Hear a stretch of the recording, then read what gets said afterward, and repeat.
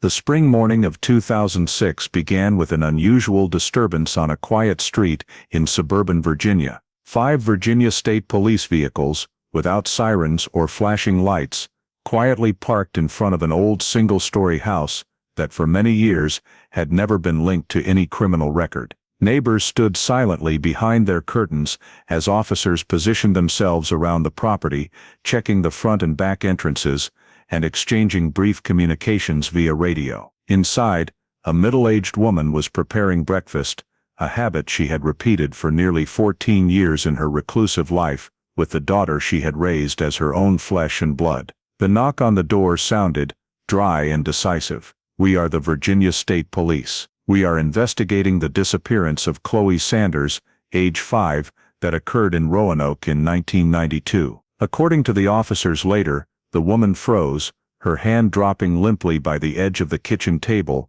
her face showing no panic, only a heavy stillness, as if she had known this moment would eventually find her after 14 years of silence. Before diving deeper into this shocking true story, let us know where you're watching from, and if you love journeys seeking forgotten justice, don't forget to subscribe so you don't miss the next part. Virginia in 1992 still bore the characteristics of a pre-digital society, where life moved slowly, communities were close-knit, and a sense of safety was almost a default belief, especially in mid-sized cities like Roanoke, where quiet residential areas stretched along tree-lined streets. Children were accustomed to playing outside after school, traffic was light, and neighbors knew each other well enough to believe that if anything unusual happened, someone would speak up. In that context, the Sanders family lived an unremarkable life. Daniel Sanders worked fixed hours, Rebecca Sanders took care of the home. Daily routines revolved around school, dinner, and quiet weekends, with no signs of conflict, no debts, and no involvement in any risk groups that would typically draw attention from authorities or the community. Their home was in a neighborhood where many families had lived for generations, where young children could run to a neighbor's house, play in shared yards, or ride bikes around the block without constant adult supervision, and that very familiarity created an invisible but solid layer of reassurance. Chloe Sanders, age 5, was the center of that family routine, a child familiar with her surroundings, aware of the boundaries for play, usually staying within sight of adults or no more than a few houses away, with a habit of playing alone for short periods and returning immediately when called. At that age, Chloe had no concept of danger from strangers, no understanding of the difference between a normal situation and one requiring caution, and that innocent confidence was nurtured by the environment itself, where adults rarely had to worry about unexpected risks. The day of the incident began just like any other, with familiar activities, intermittent periods that no one remembered in detail, because there was no reason to, until a small factor appeared, not clear enough to immediately trigger alarm, but unusual enough to later become a significant marker, a presence that didn't belong to the familiar routine, a circumstance that briefly confused the adults before they quickly reassured themselves that nothing serious was amiss, because in a safe community, the natural reaction was often trust rather than suspicion. The unsupervised period occurred in silence, not prolonged, without unusual noises, without signs of disturbance that would draw immediate attention, and that brief gap became the pivotal point that no one recognized until it was too late. When Chloe no longer appeared in her usual spots, the family's initial response remained within normal bounds, calling her name, searching around the house, checking places she frequently visited, with the belief that she was just absorbed in play, or had moved to another familiar area. That search quickly expanded as time passed without results. Neighbors were called in to help, surrounding areas were scanned based on personal experience, rather than any organized method, and initial information became hazy, as each person recalled different details, different times, not enough to piece together a clear picture. Unease gradually replaced initial confidence, especially as daylight faded, and optimistic assumptions no longer sufficed to reassure, because in a familiar neighborhood, the complete disappearance of a 5-year-old child was not something easily explained. The decision to report to police did not come immediately, but was the result of a series of actions yielding no answers, when the family had to admit the situation was beyond their control, and the call was made in a state of both panic and hope that this was just a big misunderstanding that would soon be cleared up. But that moment also marked the boundary, signaling the end of a normal day and the beginning of a completely different reality, where Chloe Sanders was officially recorded as a missing child. The missing person call was transferred to the Roanoke City 911 Center as night began to fall, in the context of the Sanders family having spent many hours in informal searching without any clear signs, and from the moment of intake, the case was classified as a missing child with high priority, due to the victim's age and the undetermined time of disappearance. Initial information was recorded quickly, including name, age, residence address, last time Chloe was seen, and the spontaneous search range already conducted. But even in this intake phase, gaps appeared because the family could not provide exact timelines, only knowing that everything happened in a very short period that no one recognized as serious from the start. Roanoke PD patrol units were dispatched to the scene in a short time, approaching the residential area where Chloe lived, and establishing a preliminary assessment, rather than a rigid lockdown, because at this stage, the possibility of the child wandering off was still considered a reasonable scenario. When police arrived, the scene showed no clear signs of disturbance, no prominent physical evidence immediately, no witnesses confirming a forced abduction, and this very normality made initial investigative direction more difficult, as there was no factor compelling them to treat it as a criminal case from the first minute. The Sanders family was asked to recount the entire day's events in chronological order, but the recounting occurred in a state of confusion, fragmented and approximate, with time periods described by feeling rather than clock, causing the markers of last seen, start of search, and realization of serious issue to not fully align among family members. Neighbors who participated in the spontaneous search were similarly questioned, yet initial statements showed clear inconsistencies, as each person only remembered isolated details, faint images, or approximate times, not enough to build a tight timeline. Notably, throughout the initial information gathering, no one in the family or among witnesses used the term abduction, and assumptions still revolved around Chloe wandering off, hiding to play, or moving to another familiar area without notice, reflecting the mindset of a community unaccustomed to such incidents. From a professional standpoint, police faced the challenge of balancing rapid response with avoiding premature conclusions, because labeling a case as abduction without evidence could lead to unnecessary legal and investigative consequences, while downplaying that possibility also risked missing critical early hours. A temporary timeline was constructed from patchwork information showing a short but imprecise gap in time, and that gap became the focus of all subsequent questions, as no one could confirm where Chloe was or with whom during that period. The on-scene force's preliminary assessment noted that the area showed no signs a 5-year-old could leave too far without notice, but also no strong physical factors to confirm direct intervention by another, keeping all hypotheses open. On that basis, initial investigative decisions were instinctive and cautious, focusing on expanding search in the immediate vicinity, before shifting to more complex directions, while continuing to gather information from those present in the area at the time of Chloe's disappearance. These decisions reflected the standard approach to missing child cases at that time, when technological support was limited, and much of investigative success depended on quickly identifying the right direction from incomplete data. As night fully fell without immediate results, the atmosphere at the scene began to shift, from a supportive response to the family, to a clearer recognition that the case might be more complex than initially predicted, and it was in this launch phase that the foundation for the entire subsequent investigation was laid, with early decisions, though temporary, directly influencing how the case would be viewed and handled in the days to follow, as preliminary on-scene assessments yielded no clear answers, and the first night passed in uncertainty. The Roanoke PD quickly shifted focus from initial information gathering to organizing a large-scale urgent search, because in missing child cases, every passing hour reduces the chances of finding the victim safely. Additional local police units were mobilized,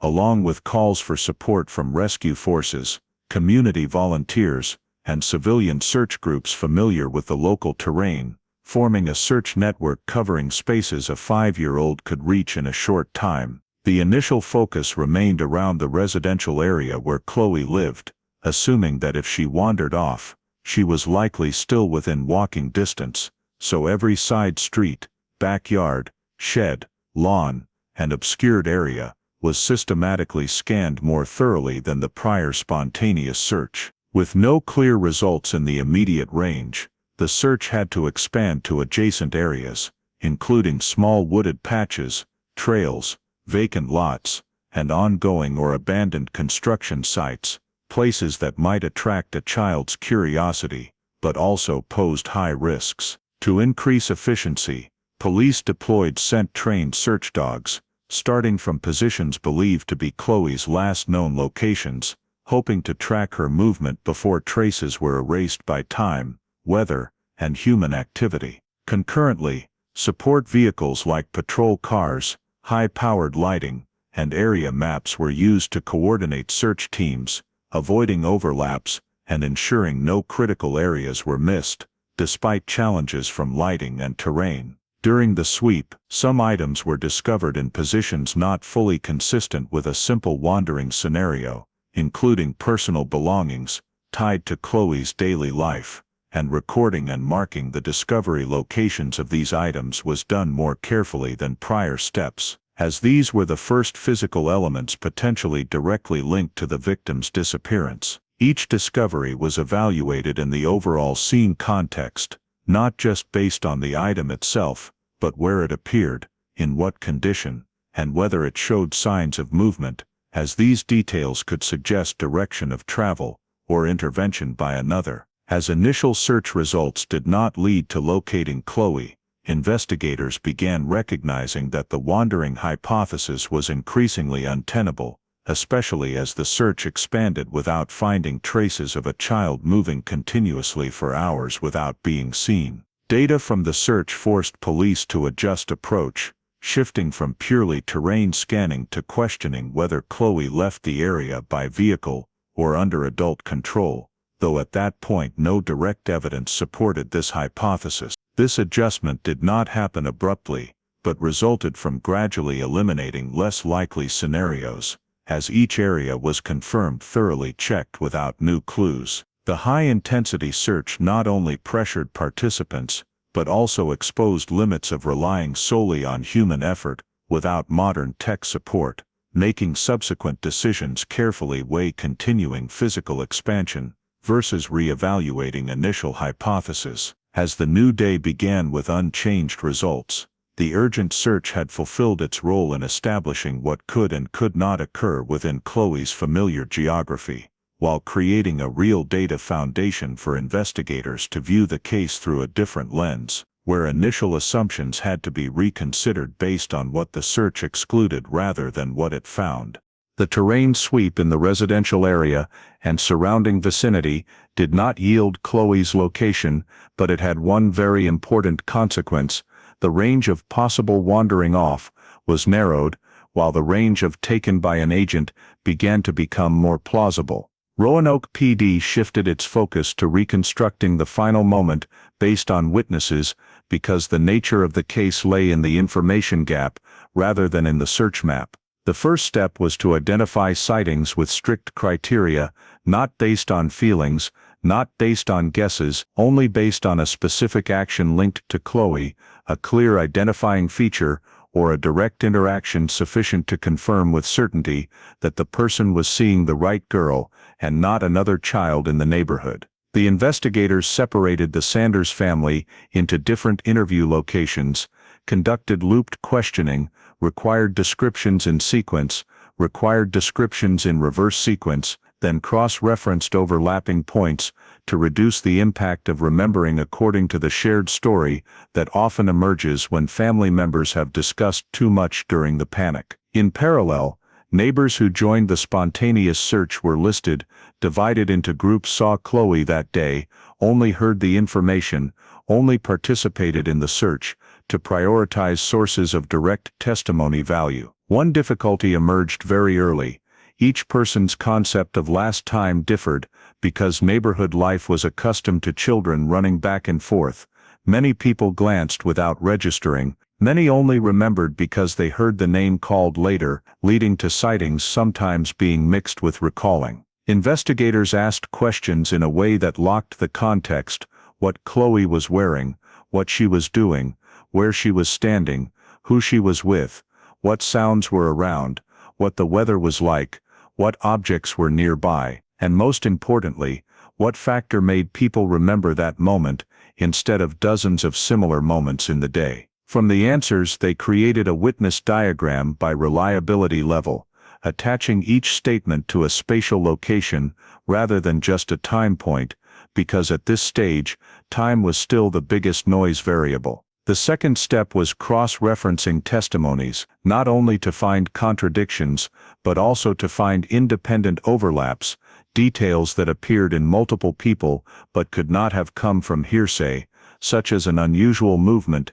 at the end of the street, a short engine stop sound, a stranger standing near an intersection, or a small behavior initially considered normal. Testimonies were cross-referenced in a matrix, with each witness evaluated for actual observation capability based on standing position, line of sight, distance, obstructions, and their daily habits at that time. For example, someone gardening in the front yard had different observation capability than someone inside looking through curtains. Many initial testimonies were downgraded in reliability due to reliance on inference, such as "I think the kid ran home," or "I guess the kid went to the neighbors." Such statements were recorded as assumptions rather than facts. The third step was narrowing the disappearance time window using the logic of earliest still certain marker and latest clearly absent marker, instead of trying to pin a specific minute. Investigators determined the period when Chloe was definitely still in the activity area,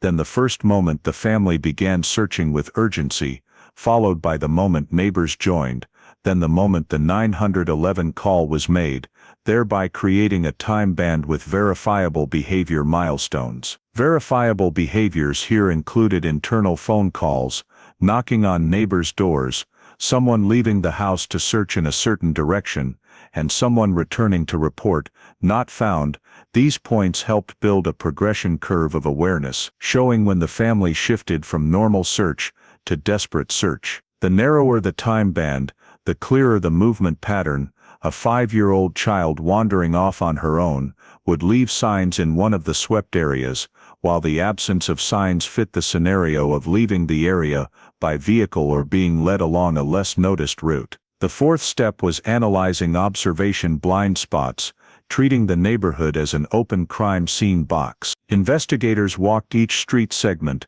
recording actual lines of sight from the positions witnesses had reported, marking hidden corners due to parked cars, fences, bushes, curves, paths between two houses, side doors, backyard exits, then overlaying that with Chloe's usual movement map according to the family. The goal of blind spot analysis was not to conclude abduction occurred, but to answer the physical question: could a stranger approach, interact, lead a child out of the area without entering anyone's observation range? The results showed some short routes that could completely obscure visibility in a very small window, enough for a child to disappear from observation range, especially if led calmly, rather than forcibly and noisily. From there, the fifth step was evaluating the possibility of external intervention by scenario. Scenario: as Chloe voluntarily following an adult, because she knew the face,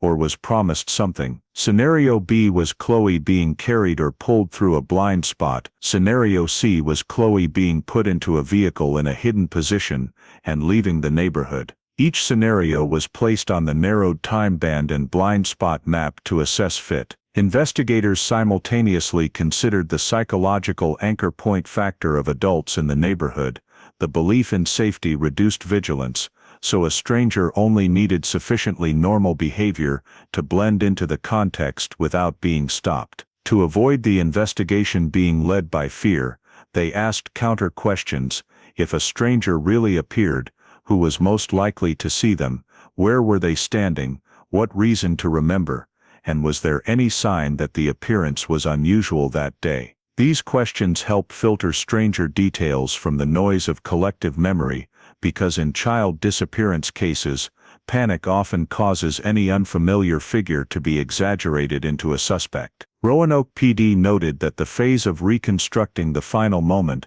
did not produce new physical evidence, but it produced two important investigative outcomes. One was the disappearance timeframe narrowed enough to place behaviors in logical order. Two was the neighborhood's spatial structure showed the disappearance could occur without public violence, just by exploiting blind spots and subjectivity. On that foundation, the investigative force reached a preliminary assessment. The possibility of Chloe wandering off on her own was no longer the leading hypothesis, while the possibility of external intervention became the direction to prioritize in subsequent professional steps, because all available data described an observationally clean disappearance, which is rare for a 5-year-old child if based only on spontaneous behavior. The results obtained from reconstructing the final moment created a critical turning point in investigative thinking, because they not only showed what could have happened, but also more clearly indicated what was unlikely to have happened,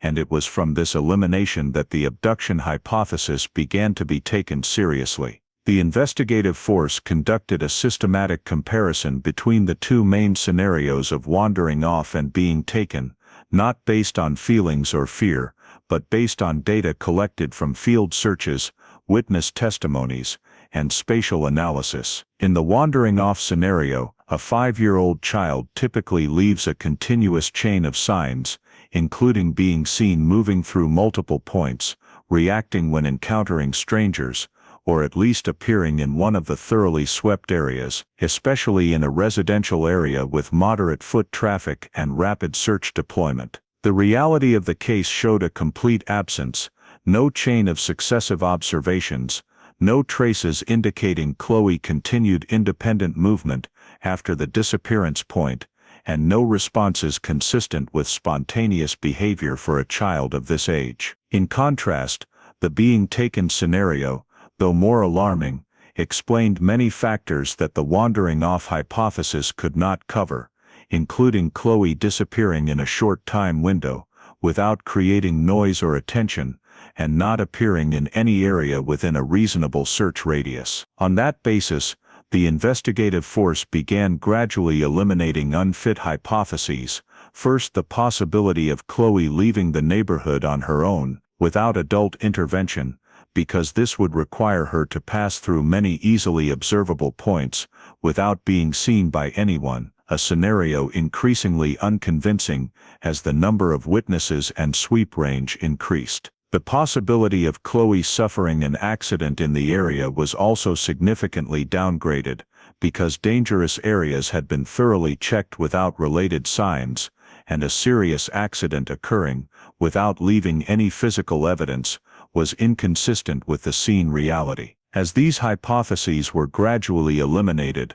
investigators focused on identifying signs of intentional behavior, meaning factors suggesting the disappearance was not random, but the result of a calculated chain of decisions. One important sign was the cleanliness of the scene, in the sense of no signs of panic, no strongly disturbed objects, which often occurs if a child is scared or encounters a sudden incident. The absence of instinctive reactions like crying loudly, chaotic running, or seeking help indicated the possibility that Chloe left in a relatively calm state, which is unlikely if she wandered off into an unfamiliar environment, but more reasonable if she went with or was guided by an adult. Additionally, the observation blind spot analysis showed short routes, allowing an interaction to occur outside most residents' view, especially if the interaction was quick and non-confrontational, and this was precisely the favorable condition for intentional but discreet behavior.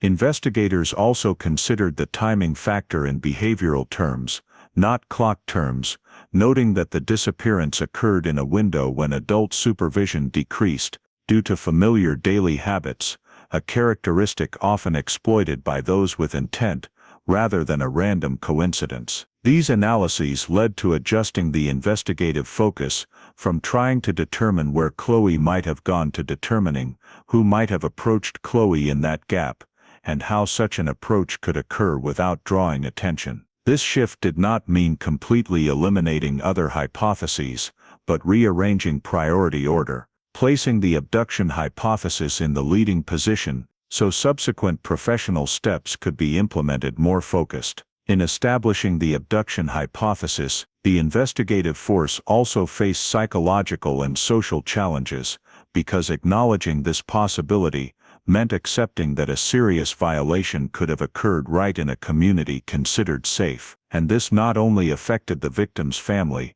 but also impacted the general sense of security in the neighborhood. However, from a professional perspective, avoiding the most uncomfortable hypothesis could lead to serious mistakes, so investigators chose to approach the issue based on data rather than emotion, treating the abduction hypothesis as an analytical framework to be verified, rather than a predetermined conclusion. This framework included identifying necessary conditions for an abduction to succeed in the specific neighborhood context, such as ability to access the victim, ability to control the situation in a short time, ability to leave the area undetected, and ability to choose a time fitting the family's daily habits. Each condition was cross-referenced with what had been established from the search and scene reconstruction process, and notably, they did not contradict available data, while many other hypotheses required unsupported assumptions. On that foundation,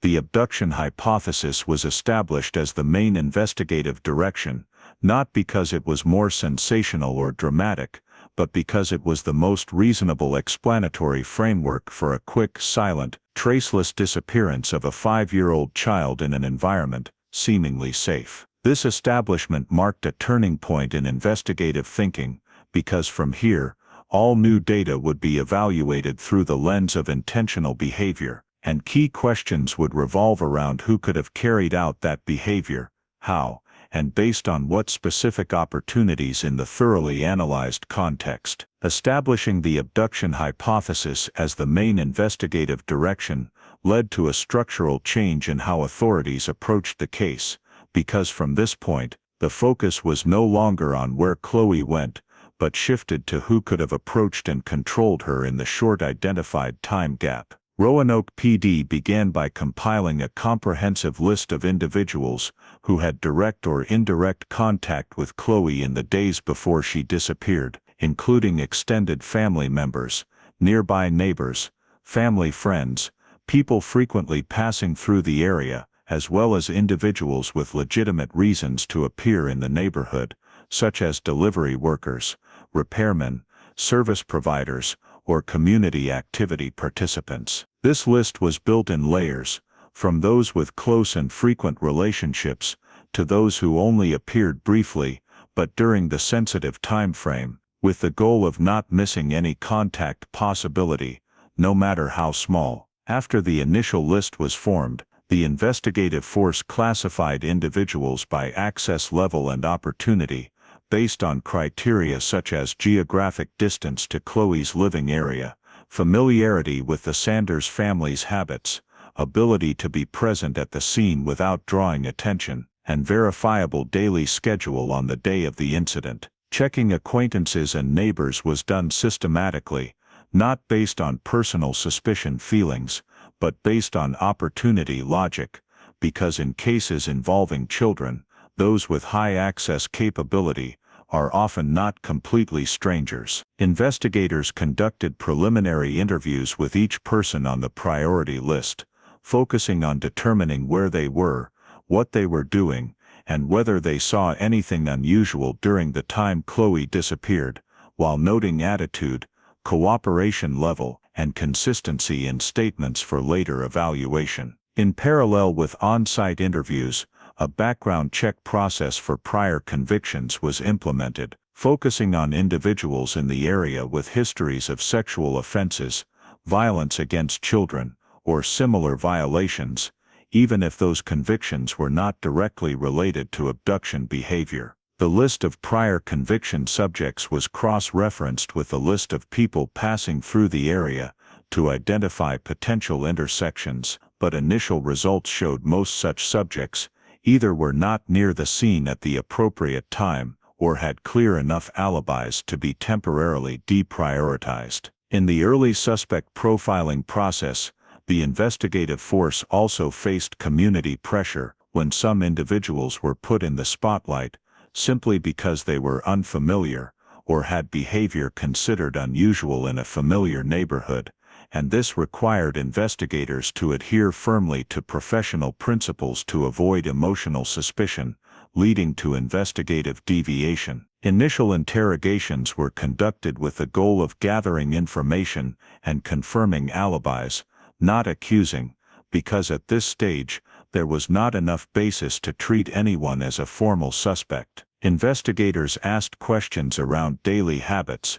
relationship with the Sanders family, reason for being in the area, and any changes in usual schedule, while cross-checking these statements with data from other witnesses and independent sources, such as work schedules, receipts, or third-party confirmations. Through this process, some initially noted names were removed from the priority list due to lack of real opportunity or suitable alibis, while some others remained in the gray area, not because of incriminating evidence, but because their activities in the critical time frame could not be fully confirmed. However, even those in the gray area did not provide enough factors to elevate to key suspect status, because all signs were speculative and not supported by physical evidence or strong independent testimony. A major challenge of the early suspect profiling phase was the lack of objective verification markers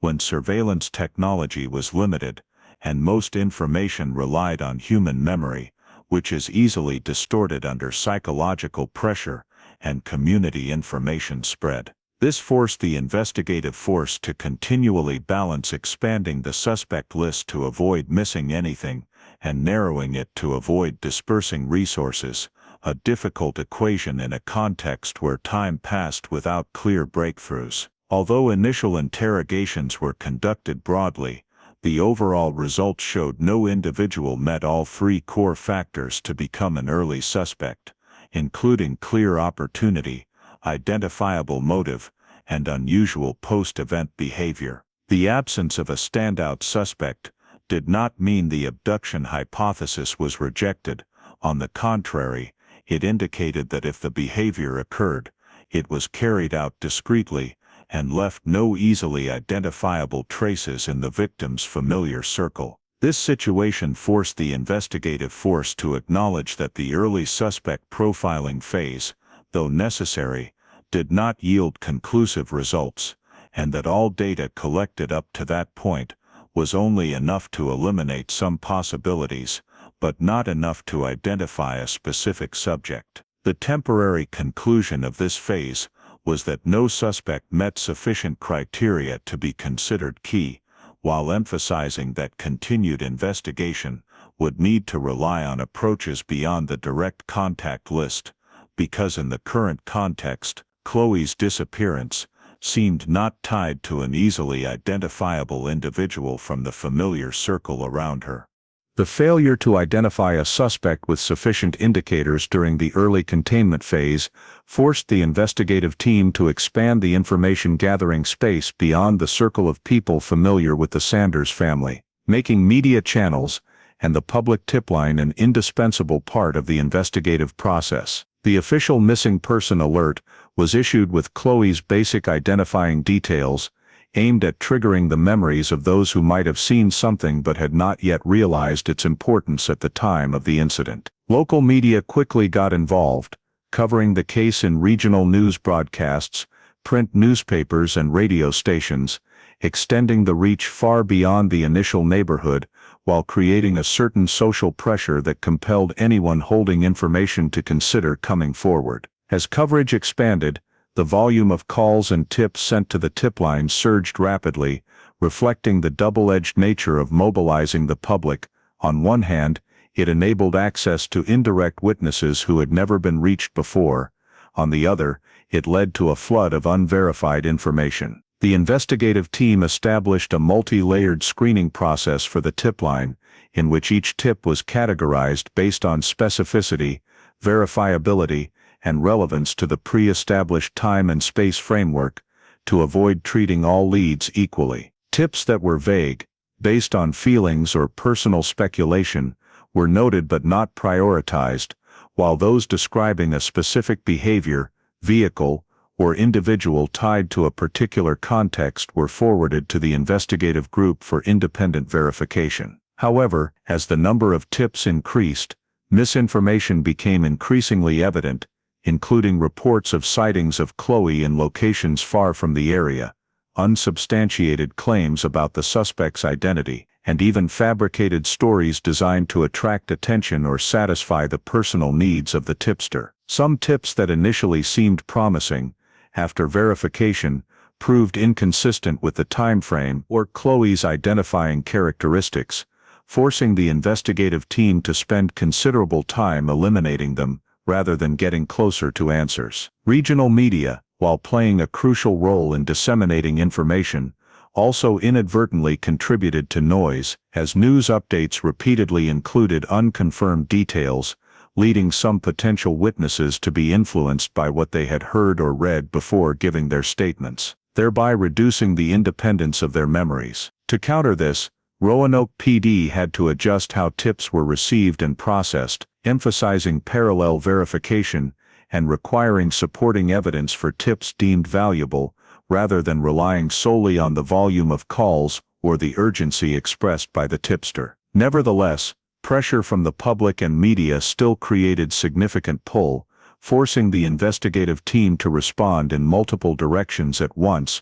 from verifying sighting reports to addressing circulating misinformation, further dispersing already limited resources. In this context, investigators had to continually make prioritization decisions, weighing whether to pursue a newly emerged tip or to continue deepening previously established investigative paths, a process requiring high professional discipline to avoid being swept up in the wave of emotional information. Resource dispersion was evident in the fact that multiple investigative groups had to travel to various locations to check reports that led nowhere, while the collected data was insufficient to strengthen any specific abduction hypothesis. Still, the deployment of media and the tip line provided some value, not in delivering direct evidence, but in confirming that the scope of information needed had expanded beyond what the immediate community could provide, and that Chloe's disappearance had become a regional issue rather than an internal neighborhood incident.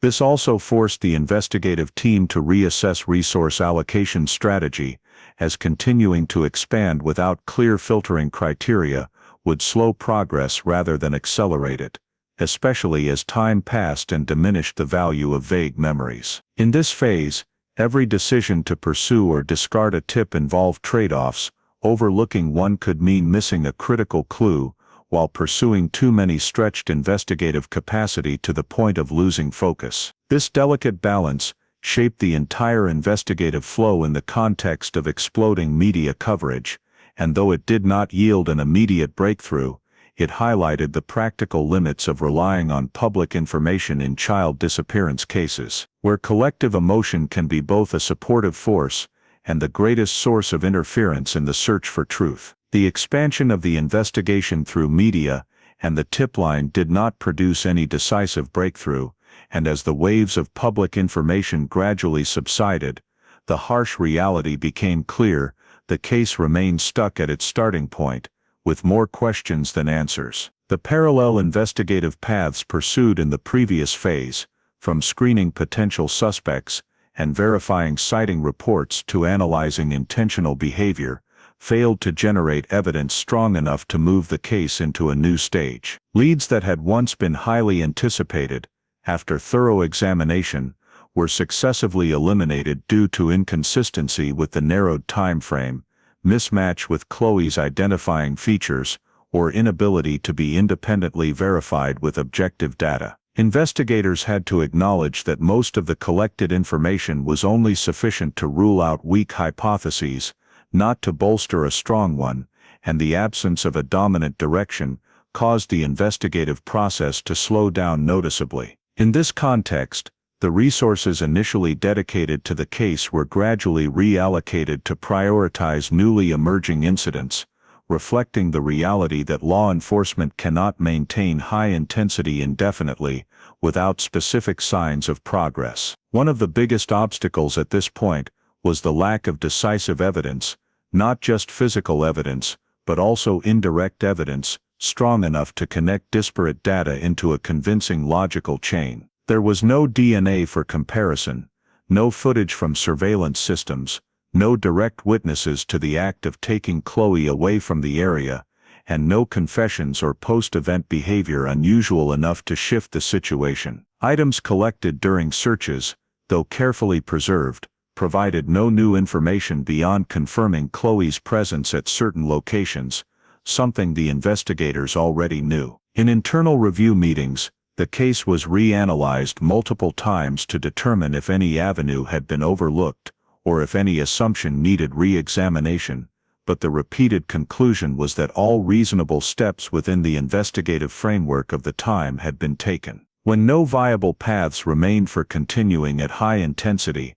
an administrative decision had to be made. The case file was shifted to inactive status, not because the matter was resolved, but because there was no longer sufficient basis to maintain it as an active investigation. This status change did not mean closing the case, but rather an acknowledgement that under current conditions, additional efforts risked repeating previous steps without yielding different results. The file was organized, systematized and archived according to cold case procedures, ensuring that all documents, statements, scene diagrams, and analytical reports could be retrieved in the future if new information emerged. The few physical items collected were sealed and placed in long-term storage, accompanied by a clear chain of custody record, reflecting hope that future advancements in forensic science or investigative technology might offer possibilities not available at the time. Along with the file's status change,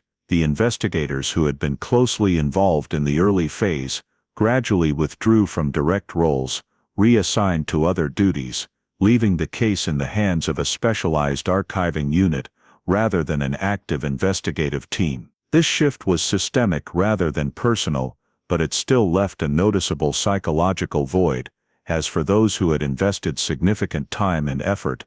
the inability to bring the case to a concrete conclusion meant an inevitable sense of unfinished business. For the Sanders family, the fact that the case was no longer frequently mentioned in the media and lacked visible investigative activity created a new reality, where hope had to coexist with prolonged silence, without answers or timelines for any change. From a systemic perspective, moving the case to cold case status reflected the limits of criminal investigation in the context of insufficient evidence and supporting technology, where even a high-priority case could reach an impasse without the necessary conditions to advance further. Nevertheless, the thorough and organized preservation of the file also demonstrated an implicit commitment that the case was never considered fully closed, but merely temporarily dormant, ready for re-examination if new factors arose. This phase marked the transition from action to patience, from active effort to passive hope, and though it provided no answers to the question of where Chloe was, it established an important reality. The case had crossed the boundary of an ordinary investigation to become a long-term file in the system, where time is both an enemy that fades memories and the only factor that might unlock possibilities the present cannot reach. The prolonged silence of the investigative file did not mean that Chloe's life stopped at the moment she disappeared, because in another place, far from Roanoke, and completely detached from the collective memory of the community that once searched for her. Chloe continued to exist under a different identity, unconnected to the name Sanders, and bearing no identifying marks from her past. This new identity was not formed by Chloe's choice, but was the result of decisions imposed by adults, with personal documents, name, and basic information sufficient to allow her to blend into a completely new living environment without drawing attention.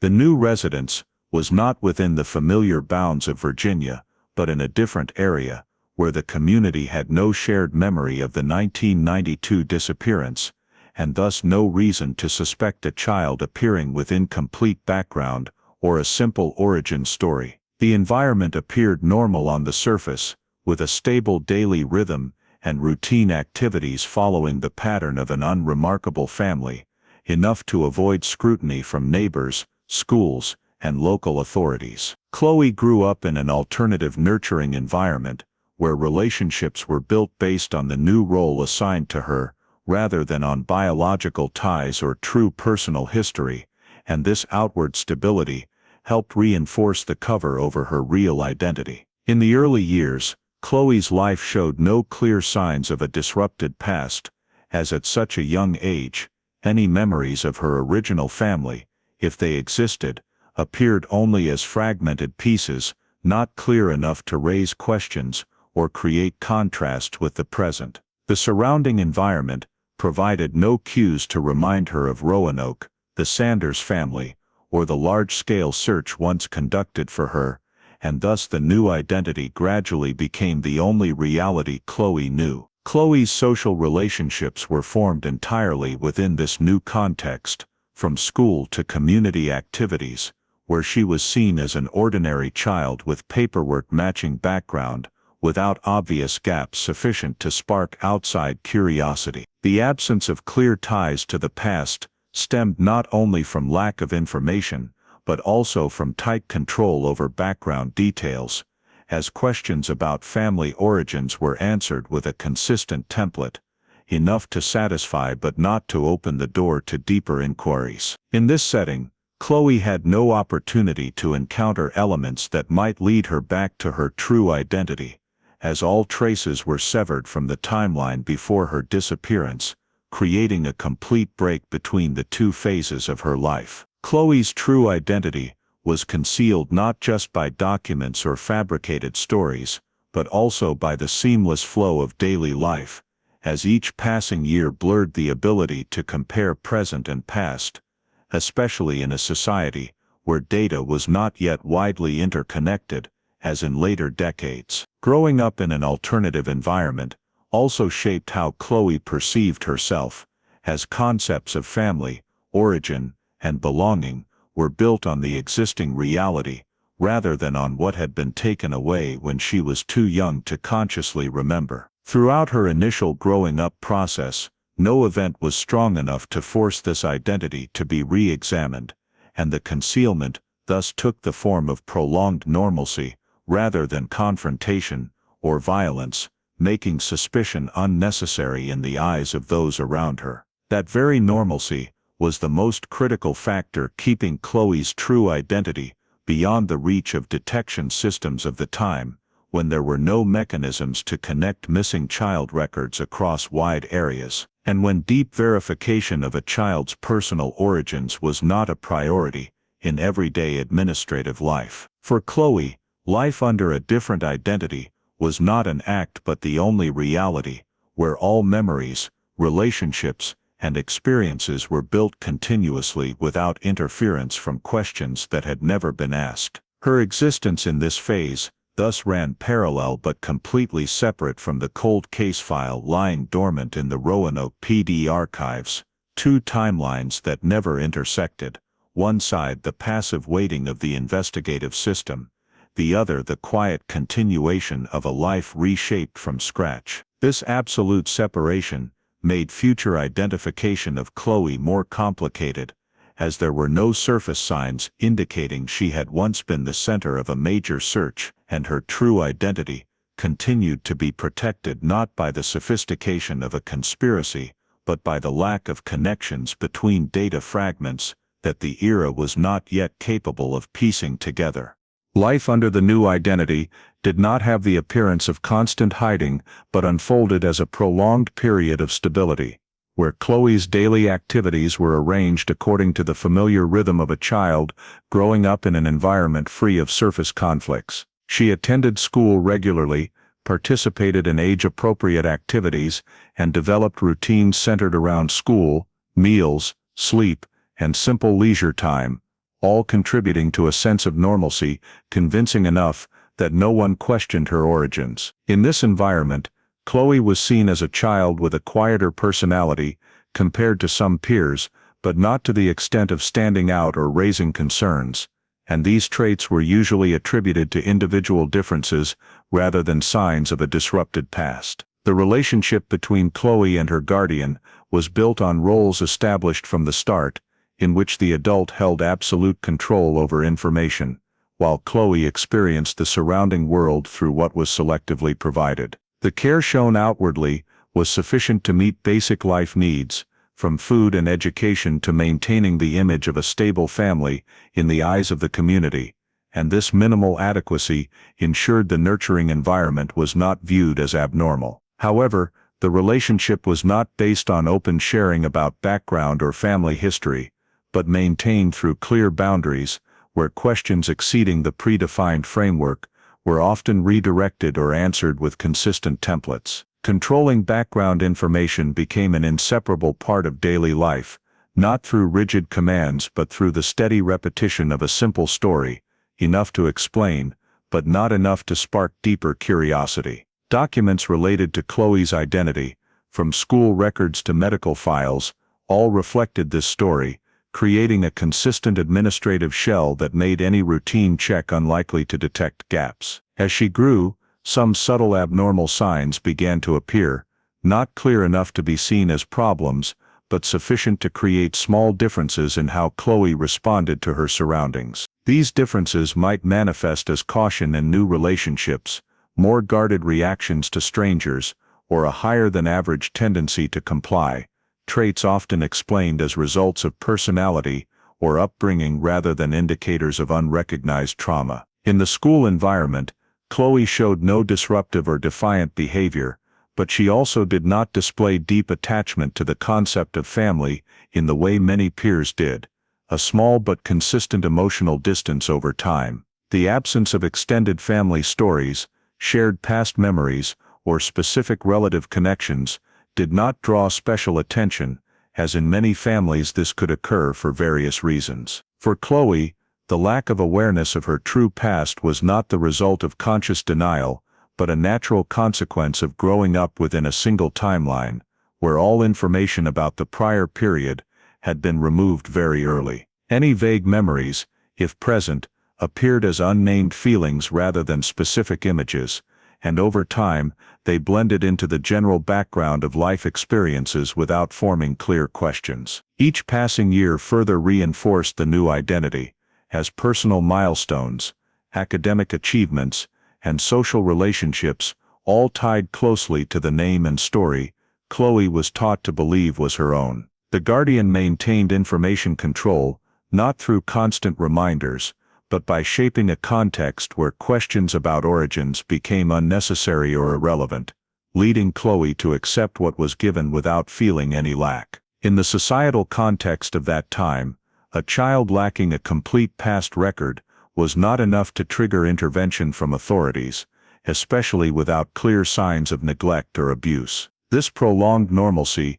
created a stronger cover than any active concealment effort, as it relied on familiarity and habit rather than secrets needing protection. Chloe grew up feeling that her life, though not perfect, remained within predictable bounds, and this perception reduced the likelihood of her questioning things never introduced. Childhood under a different identity thus lacked dramatic or major upheaval, shaped instead by the repetition of similar days, where each new experience was attached to a pre-written story. The lack of awareness of her true past was not just from concealment, but also from having no reference point for comparison. As for Chloe, the current identity was not a substitute, but the only reality, where all memories, relationships, and emotions developed continuously, without clear interruption. In that flow, Chloe's childhood passed without creating strong enough signs to break the surface normalcy, leaving a picture of a child growing up in outwardly stable conditions,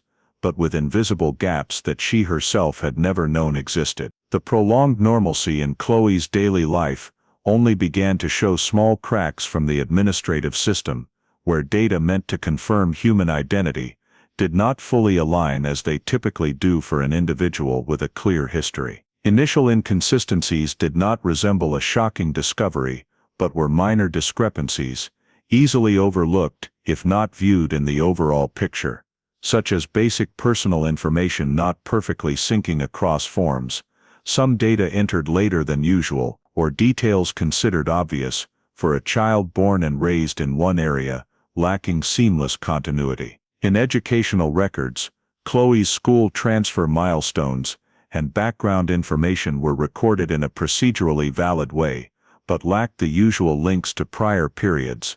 giving the sense that part of the past had been attached completely, but without a natural foundation. Medical records reflected a similar pattern, with data sufficient for current care but missing historical information common in children's files, such as continuous records from very early stages, making the data chain appear to start from a point not matching biological age. These inconsistencies, taken individually, were not enough to trigger any intervention mechanism, as in administrative practice, minor errors and document gaps are not rare, especially for families who move or have special circumstances. However, when placed side by side, a vague picture emerged, showing Chloe's identity as formally valid, but lacking the historical depth systems typically rely on for individual continuity. Real attention was only triggered by an administrative report during routine review, not aimed at criminal investigation, but simply cross-checking information across databases, and in this process, some mismatches stood out beyond what could be explained by ordinary errors. The report did not assert wrongdoing, but raised questions about the origin of core data, especially information that should have clear links to prior records, but existed independently, like unconnected pieces. From an administrative perspective, initial suspicion did not target a specific individual, but focused on system consistency, as errors could stem from data entry or transfer between units. However, further review found no convincing technical cause for all discrepancies, leading to more cautious questions about true identity. This suspicion was not conclusive, but existed as an assumption needing verification, as questioning an individual's identity is a sensitive step requiring careful consideration to avoid unnecessary harm.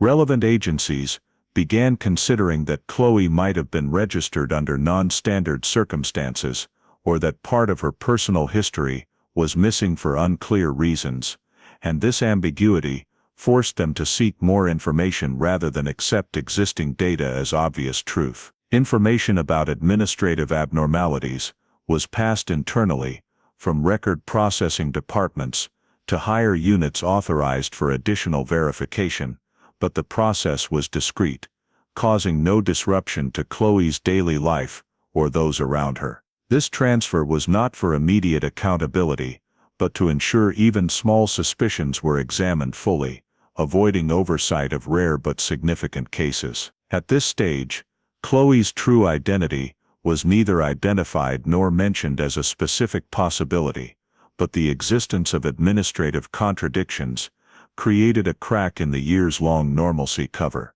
Agencies approached the issue cautiously, as hasty action could cause unwanted consequences if suspicions proved to be system errors. However, the inability to fully explain discrepancies with common causes kept the assumption of an unclear identity persisting quietly but steadily. For Chloe, this phase passed without noticeable change in personal experience, as all exchanges and evaluations occurred at the administrative level, beyond her awareness. The concealment of her true identity, previously relying mainly on daily normalcy, now faced a new challenge from systems designed to record and verify people. These abnormal administrative signs did not provide immediate answers, but served as the first signal that Chloe's story might be far more complex than what appeared on paper, opening the possibility that the severed past had not fully disappeared but was waiting to be reconnected through seemingly harmless data fragments. Accumulated administrative abnormalities from multiple records created a new requirement, framed as identity verification, rather than criminal investigation, and this non-criminal approach opened opportunities traditional methods previously could not reach. Chloe's DNA sample was collected in a context unrelated to accusations or arrest, arising from a standard administrative medical process for confirming personal information, where biological data comparison was seen as a tool to support relationship verification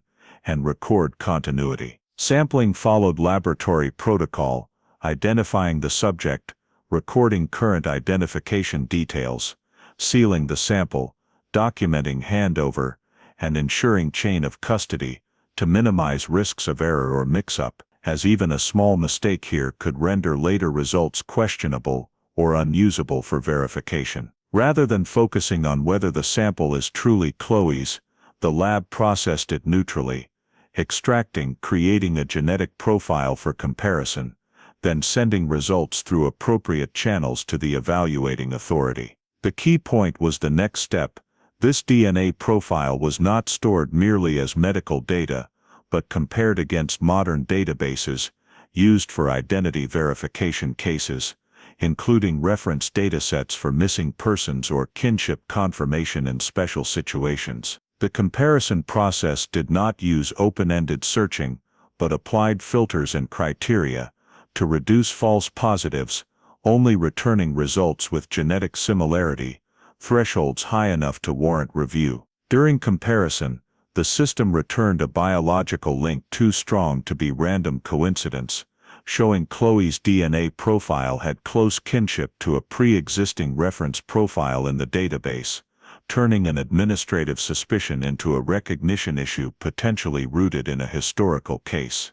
Initial results were not treated as conclusive, but entered multi-layer reliability evaluation, checking sample quality, marker completeness, cross-contamination risks, technical errors, and most importantly, the strength of the kinship index against standard statistical thresholds. The lab and evaluators avoided jumping to identity assumptions, as in DNA verification. The greatest risk is not missing a match but false identification, especially with potential deep legal and personal consequences. Thus they conducted independent confirmation by rerunning analyses, cross-checking internally, ruling out data entry errors or duplicates, and assessing the reference context to understand suggested relationship, parent-child, sibling, or more distant. Only when these checks did not weaken the result was the biological link deemed strong enough for formal verification activation. This process required additional administrative technical steps for legality and absolute accuracy, establishing a verification case file, assigning a contact point, rechecking Chloe's current paper identification, and planning continuation without risking harm if final results disproved assumptions. A key part of reliability evaluation was viewing DNA results as a guiding signal rather than verdict, as DNA indicates biological links, but does not explain context, how identity changed, or assign responsibility. However, technically, a strong biological link was a turning point by creating a verification axis previously absent, instead of relying on witness memory or manipulable administrative data. There was now a genetic fingerprint capable of bridging separated timelines. To prevent overinterpretation, results were framed technically: similarity level, kinship probability, testing conditions, result limits, and recommendations for further tests or references to reach identity verification certainty. From there, operations shifted from paper suspicion to biological verification, meaning subsequent steps followed stricter standards, including personal data privacy, consent for additional actions, and psychological risk mitigation for the subject if their current identity faced major questioning. Activating verification also reorganized communication channels between units, as DNA data might belong to labs or programs while action decisions belonged to identity authorities. The uniqueness of this turning point was its reliance not on new testimony or old physical evidence, but on modern data system maturity. Previously scattered databases, now comparable, standardized testing reducing errors, and statistical models strong enough to turn similarity into a valuable verification signal. Professionally, the DNA turning point did not close the story but opened new questions, but within this part, the most important was that a sufficiently strong biological link had emerged and passed initial reliability checks, shifting the case from administrative suspicion to identity verification target under formal protocol, where each next step treated it as a high-risk confirmation, requiring no mistakes and no haste. The sufficiently strong biological match from the DNA analysis created a legal and operational basis for a case file that had lain dormant for many years to be returned to active status, not as a new case, but as a restored investigative process with a fundamentally changed focus. The cold case unit of the law enforcement agency formally took over the matter, reviewing all archived documents related to Chloe Sanders' disappearance as an unresolved case, while reassessing the value of each piece of data in the current context rather than the original one. The takeover was not merely procedural, but required a detailed review of every report, every witness statement, every crime scene diagram, and every prior investigative decision to determine which data remained valid and which assumptions needed adjustment based on the DNA results. Right from the initial phase, coordination between levels was established, as the case not only involved one locality, but also touched on data systems and jurisdictions extending beyond the city of Roanoke. State-level agencies were notified for legal and technical support, while federal units participated in a data-connecting role, ensuring that identity verification and event reconstruction were conducted according to unified standards, avoiding duplication or conflicts between levels. This coordination was not intended to create a high-profile investigation, but to ensure that every step had the necessary support, particularly in accessing historical databases, federal missing children records, and identity verification assistance programs. One of the cold case unit's core tasks was to place the old file alongside the new data for systematic comparison, not only to find matching points, but also to identify details that had been overlooked or incomprehensible in the context of previously limited technology. Witness statements, once considered vague or insufficiently weighty, were reread through a new lens, where the abduction hypothesis had been established early but could not progress due to lack of evidence, and could now be re-examined for consistency with the possibility that Chloe had left the area and survived under a different identity. Physical evidence in storage,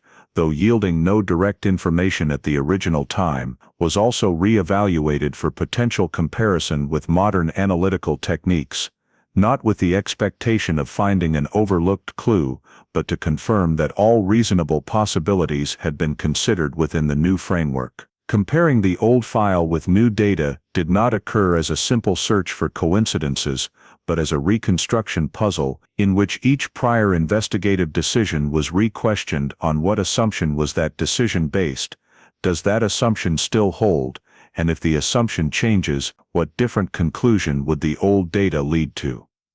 From this process, the investigative hypothesis was adjusted in a controlled manner, not by completely denying what had been done, but by repositioning the focus from searching for a suspect in the local community to clarifying the path by which Chloe had left her old life and integrated into a different context without detection. This entailed re-evaluating the roles of individuals previously considered in the initial phase, not to assign new blame, but to determine whether any factors in their behavior or circumstances better fit the scenario suggested by the DNA data. The cold case unit also examined systemic factors that had limited the original investigation, such as lack of inter-regional data connectivity, reliance on witness memory, and surveillance technology limitations, to avoid repeating those blind spots in the restored process. Restoring the investigation did not mean returning to square one,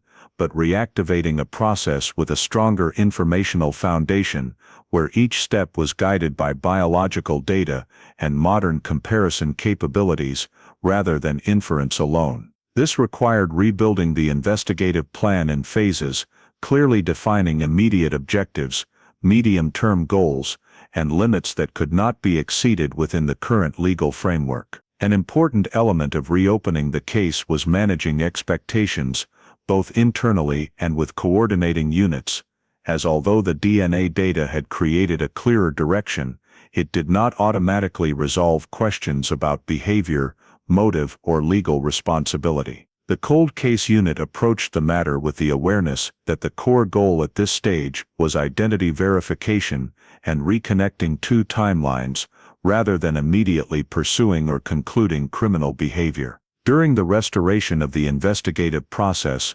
internal procedures were activated to ensure that every step was documented, cross-checked, and approved according to proper authority, avoiding errors that could undermine the entire effort later. The reopening of the case was thus cautious yet decisive, reflecting a shift from the passive waiting state of a cold case to a directed active state, where new data not only breathed life into the old file but also forced the investigative system to operate again with a changed central question. Within the scope of this phase, the most important thing was not where the case would ultimately go, but that it had been removed from storage and returned to the desks of those tasked with reconnecting the separated pieces, with the understanding that every upcoming decision must be accountable to both the past and present of an identity that had once been lost. Reopening the case with a focus on identity verification imposed a mandatory requirement. Every conclusion had to be based on absolute certainty, as errors at this stage would not only collapse the entire restored investigative process, but could also cause serious harm to the individual being verified and those involved. On that basis, independent DNA tests were deployed as an indispensable step to eliminate the possibility of error, with the principle that each result must be validated by at least one other laboratory operating independently in organizational and technical terms. The original DNA sample was recompared with a newly collected sample under a separate procedure, ensuring no overlap in handling chain or personnel, while minimizing risks of cross-contamination or systemic bias. The laboratories conducted parallel analyses, using standard marker sets and widely accepted statistical algorithms in forensics, then submitted detailed reports on genetic similarity levels,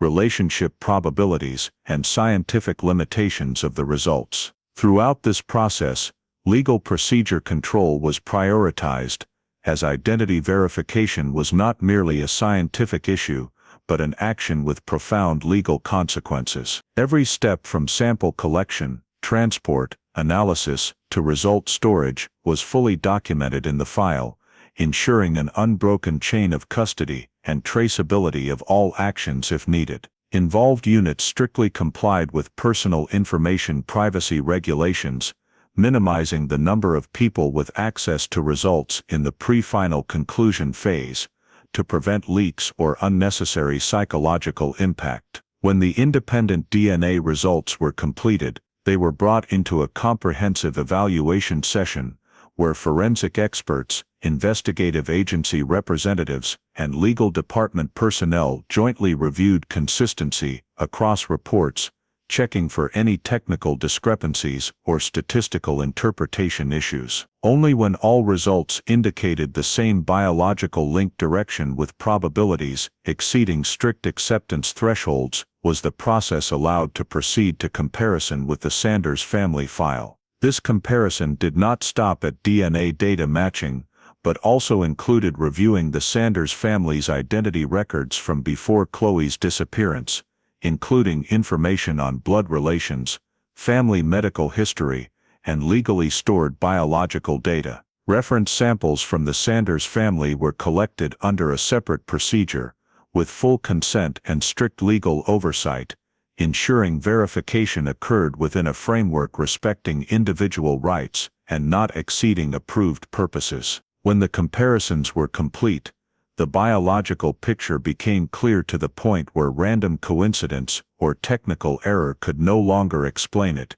as the linkage indicators matched a direct relationship between Chloe and the Sanders family by all current scientific criteria. Confirmation of Chloe Sanders' identity was carried out as a technical legal conclusion, without a motion or public announcement, but recorded in the file with full evidence, confirming signatures, and supporting documents, reflecting that the new identity existing for many years was merely an administrative shell not matching biological reality. However, this confirmation did not mean immediately changing Chloe's legal or personal status, as involved agencies recognized that identity is not just data on paper, but also the psychological and social foundation of a person who had matured in a different context. Therefore, after Chloe Sanders' identity was confirmed scientifically and legally, the focus shifted to carefully preparing the next step, including planning notification,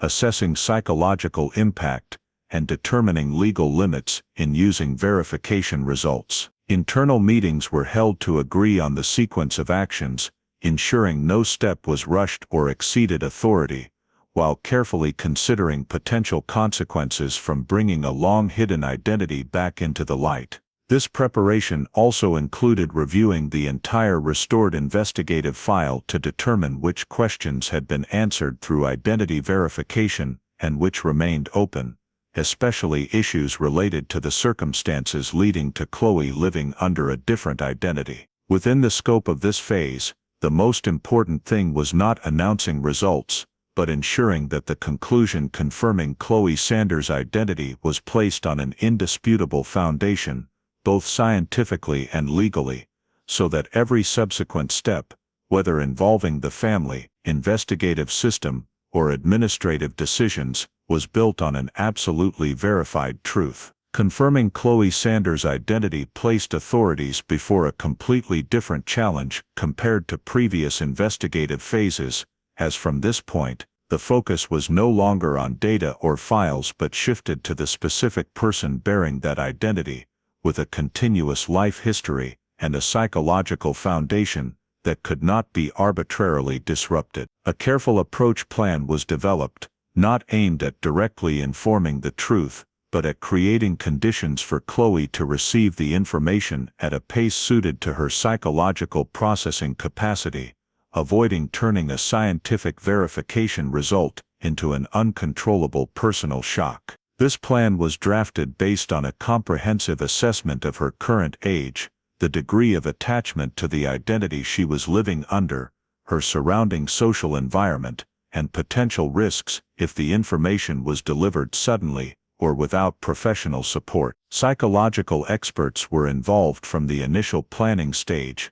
not just as consultants, but as co-designers of the approach process, helping investigators better understand how an individual might react when their entire concept of self and family is questioned. This coordination focused on minimizing trauma, as even though Chloe had no clear conscious memory of the disappearance, discovering that the life she was living did not match biological reality could still cause feelings of loss of control, betrayal, or profound confusion. Therefore, psychological experts emphasized that every approach step should avoid absolute conclusive language from the start, instead, using partial disclosure, allowing Chloe time to process and ask questions in a safe space. Avoiding trauma became the guiding principle for the entire process, from selecting the person for direct contact to arranging the meeting context, discussion duration, and level of information shared each time.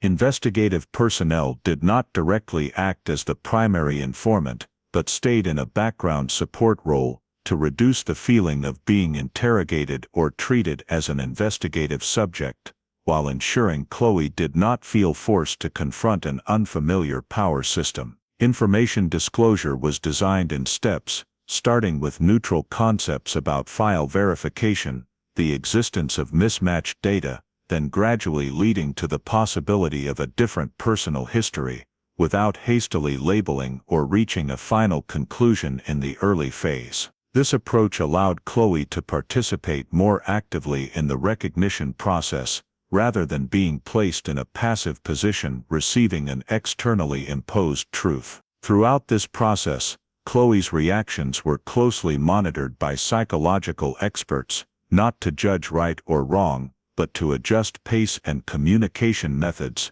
ensuring any signs of emotional overload were addressed promptly before continuing. In parallel with approaching Chloe, authorities also prepared for potential future reunification, not as an immediate event, but as a carefully planned process, as reconnecting with the biological family after many years of separation could bring both hope and emotional conflict. Psychological experts participated in assessing Chloe's readiness for the concept of reunification, as well as factors needing clarification before any contact with the Sanders family was considered. This preparation did not aim to predetermine outcomes, but to create a safe framework where all involved parties could proceed step by step without causing further harm. Investigators recognized clearly that in this phase, being correct in terms of facts was not enough to ensure being correct in terms of humanity, and that a successful approach was not measured by speed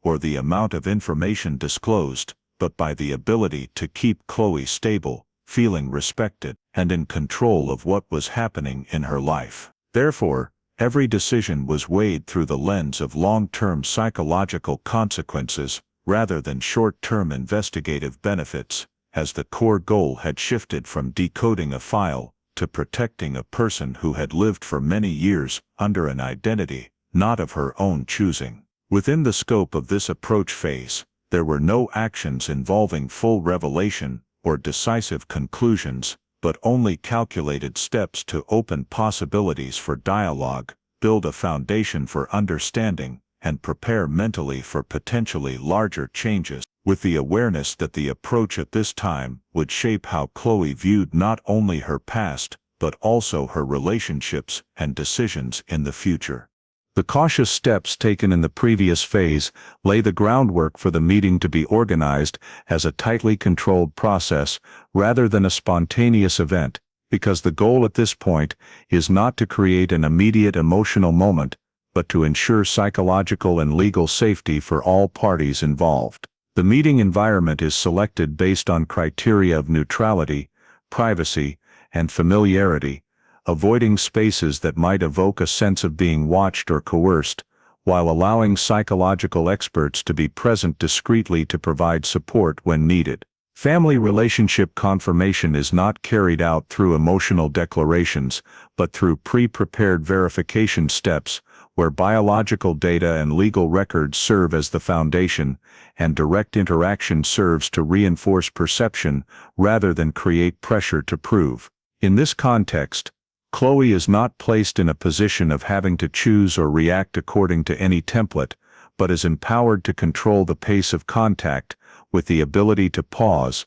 adjust, or end the meeting if she feels overwhelmed. Privacy protection is regarded as an overarching principle, manifested in minimizing the number of people present to the greatest extent, prohibiting recording or audio capture, except for approved professional purposes, and strictly controlling the flow of information outward to prevent the personal story from becoming public fodder before the parties are ready. The involved parties agree that any official announcements, if made, will only occur after a full assessment of the impact on Chloe, and that information sharing must be conducted in a way that minimizes the risk of harm or invasion of privacy. During the meeting, family relationship confirmation occurs not only at the data level but also at the perceptual level, as selectively shared personal details help connect the two timelines that were once separated, but without delving into content that could cause strong disruption in the early stage. Psychological experts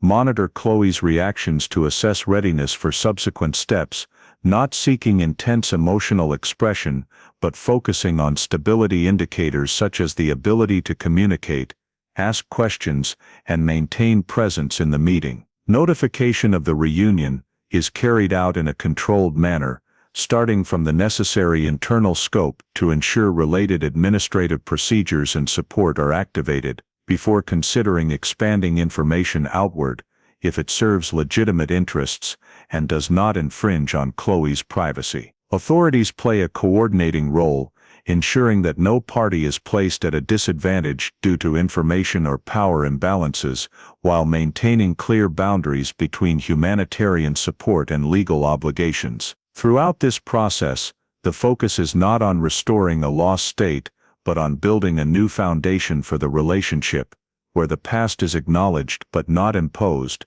and the future is opened in a flexible way. The transition to the post-reunion phase is prepared in parallel, with long-term plans for psychological, legal, and social support, to ensure that the meeting does not become an emotional peak followed quickly by a support vacuum. The relevant agencies agree that the success of the reunion is not measured by the degree of publicity or attention, but by the ability to maintain stability and safety for Chloe in the days and weeks that follow. For this reason, every action in this phase is considered from the perspective of long-term consequences, with the understanding that the reunion is an important milestone, but not the endpoint, but rather a transition to a new phase, where relationships need to be nurtured carefully and decisions continue to center on Chloe's best interests. The reunion conducted within the framework of protecting Chloe also compels the investigation process to return to the fundamental question about the role of the person who raised her during the years under a different identity. Because although the humanitarian focus is prioritized, the responsibility to clarify the circumstances leading to the concealment of identity remains an obligation that cannot be overlooked. Determining the caregiver's role is not approached with an assumption of guilt, but begins by classifying their legal and actual status in Chloe's life, including how Chloe was brought into that environment, what basis was used to register the identity, and the degree of active or passive involvement of the caregiver in maintaining the administrative facade over many years. Investigators focus on clarifying whether the caregiver was the direct entity creating the new identity, or merely received a child already assigned an incomplete background, because this difference is crucial in assessing motive and legal responsibility. Interrogations and statement collections are conducted according to standard procedures, with the presence of legal representatives, and in a context that ensures the rights of the person being questioned,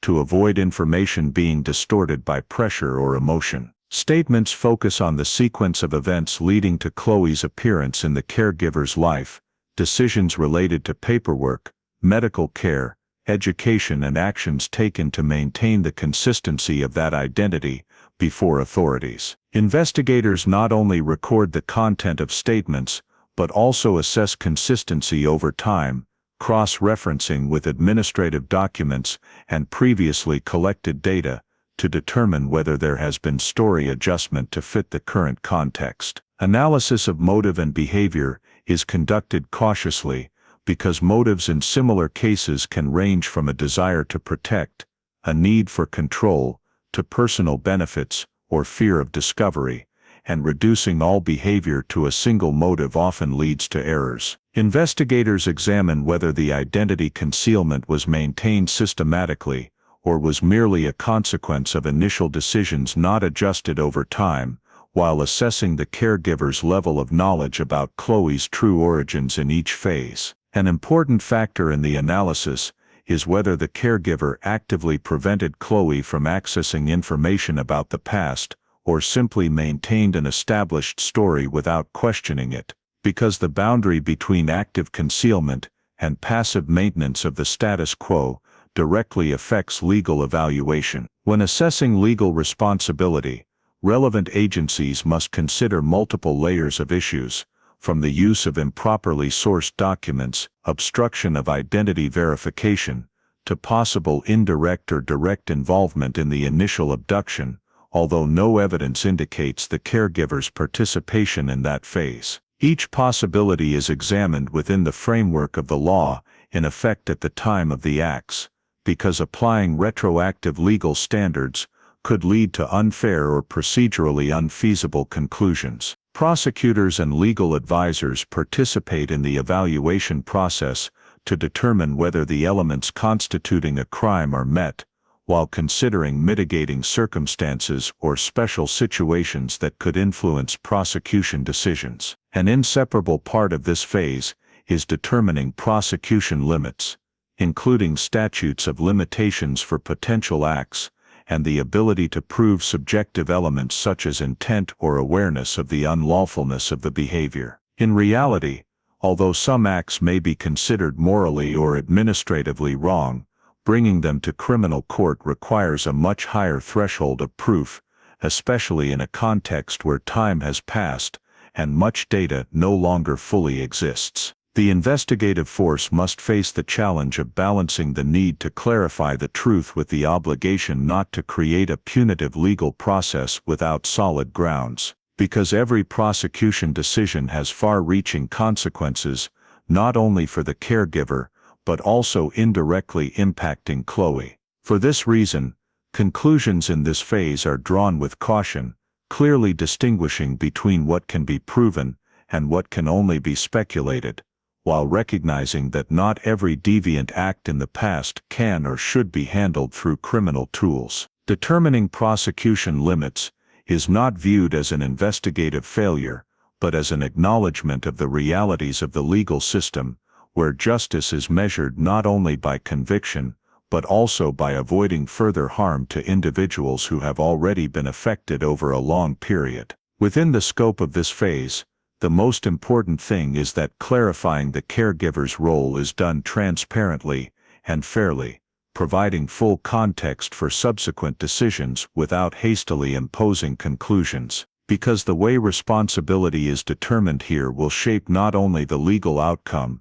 but also how society views the entire story of a child who lived for many years under an identity not of her own choosing. Clarifying the caregiver's role helps narrow part of the picture, but it also highlights the core question that has never been definitively answered since the day Chloe disappeared. Who initiated the chain of events leading to the girl being separated from the Sanders family and living under a different identity for many years? Investigators return to the hypothesis about the mastermind behind the abduction in the context of new data confirming that Chloe did not leave on her own and was not lost, but was removed from her old life in an intentional and sufficiently discreet manner to avoid detection. This hypothesis is no longer initial speculation, but is based on what has been ruled out: no accident, no spontaneous runaway, no mere administrative loss, but an act carried out by someone with a clear goal of controlling a child's identity